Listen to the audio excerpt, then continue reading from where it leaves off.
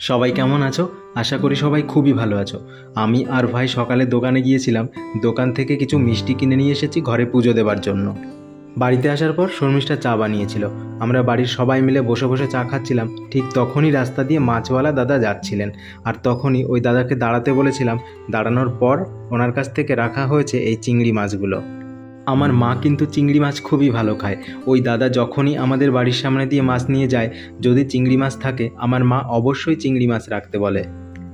আর ওই দাদার প্রতিদিনের মাছের মতো আজকের মাছগুলোও কিন্তু খুবই ভালো দিয়েছে। যাই হোক, এখন যাব একটু ছাদ বাগানে গিয়ে কিছু গাছপালার একটু যত্ন নিতে হবে। এখন তো মাঝে মধ্যেই বৃষ্টি হচ্ছে, আর বৃষ্টির কারণে প্রতিটা গাছের গোড়ার মাটি থেকে ঘাস বেরিয়ে আসছে। সেই ঘাসগুলোই পরিষ্কার করে আজকে তুলে ফেলে দেবো। পর্তুলিকার ফুলগুলো কিন্তু অপূর্ব সুন্দর লাগছে দেখতে, আজকে অনেক ফুটেছে একসাথে। চলো, আজকের মতো ভিডিওটা এখানেই শেষ করছি। দেখা হবে পরের ভিডিওতে।